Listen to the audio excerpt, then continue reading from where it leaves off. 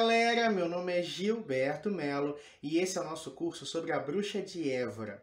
Hoje eu tô aqui para falar do aspecto histórico, né, que compõe aí um papel importante para a gente entender esse personagem que é tanto mítico, quanto histórico, quanto popular.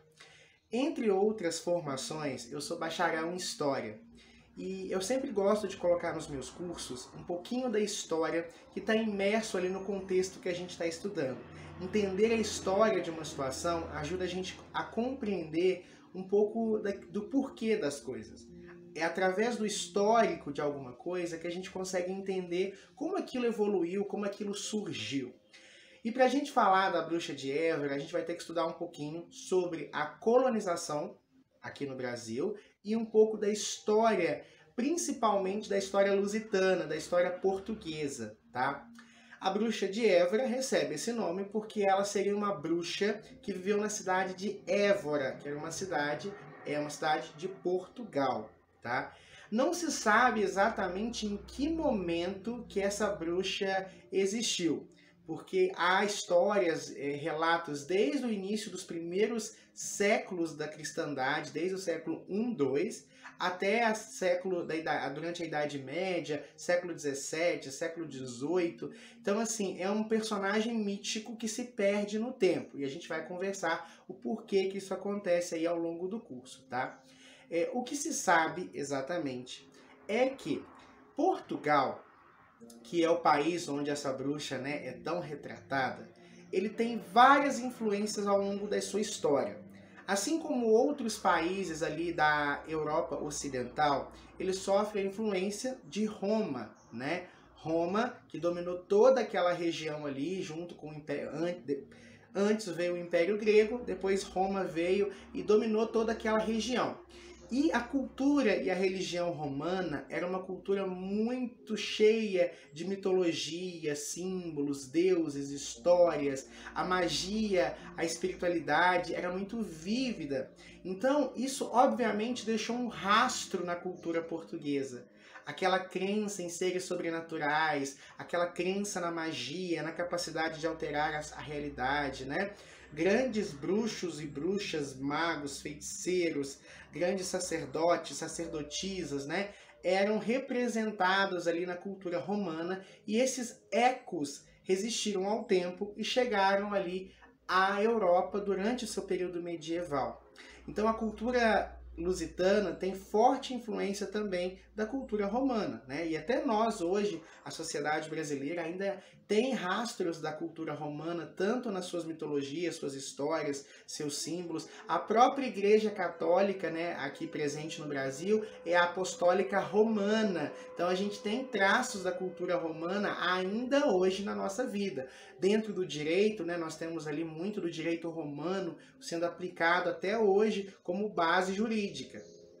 Mas então a gente já tem um povo que tem uma história, né, uma ancestralidade muito vinculada ali com aspectos do sobrenatural. Somado a isso, a Igreja Católica dominante em Portugal, e Portugal sempre foi muito católico, muito cristão, né? Tanto que em muitos, na Idade Média, por exemplo, enquanto a Inglaterra se rendia ao protestantismo, né? A Igreja Ortodoxa ganhava força no lado oriental da Europa, Portugal se manteve fiel ali ao catolicismo, ao cristianismo, né? E ele vai expandir através das grandes navegações no século XV, XVI e XVII, também com muita força da cristandade. Só que a Igreja Católica, principalmente durante a Idade Média, ela aterrorizava as pessoas. Havia uma série, né, de lendas, mitos, propagações de infernos, demônios, diabretes, bruxas que ganhavam poder através de pactos demoníacos, né? E isso, assim, aterrorizava a população. Então, isso dentro de uma população que já tinha um aspecto fértil de espiritualidade, né, fomentou muito as histórias de bruxas, demônios, coisas e aspectos sobrenaturais. E aí surge a figura da Bruxa de Évora.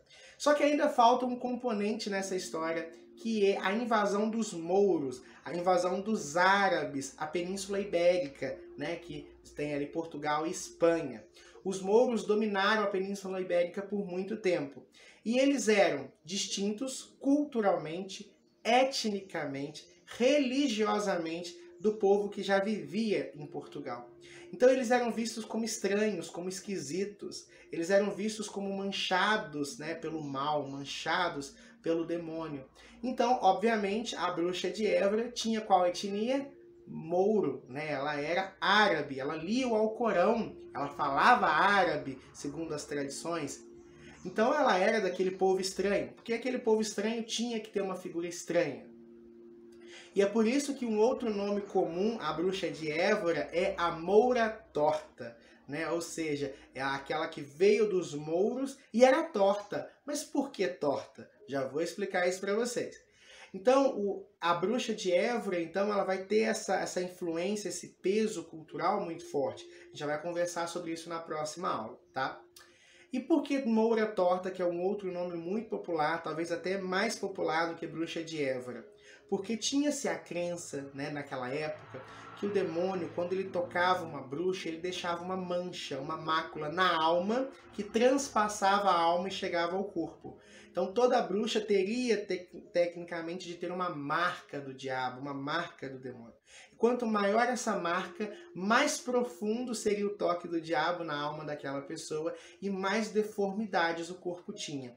Como a bruxa de Évora era uma das bruxas mais poderosas que existiram, ela tinha que ser muito tocada. Então ela era toda torta, nessa mancha, nesse toque que o diabo tinha feito em seu corpo. Por isso, Moura Torta. E essa figura aterrorizou as lendas portuguesas. As mães contavam para os filhos, homens velhos tinham medo muitas vezes à noite. Seu medo era tão grande que mesmo no Brasil colônia, a quilômetros de distância de Lisboa, de Portugal, de Évora, com o mar separando Portugal e Brasil, os colonos tinham medo da bruxa de Évora. E eles trouxeram, através das grandes navegações e da colonização do Brasil, a história da bruxa de Évora.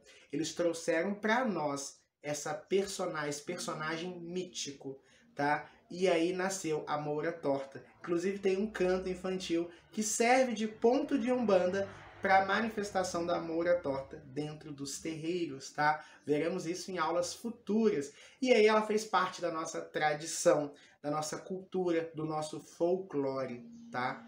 Gostaram da aula de hoje? Foi uma aula histórica, espero que vocês tenham gostado. Comenta aí, eu sou um bom professor de história? Vocês curtiram essa dinâmica de aula? Espero que sim, tá bom?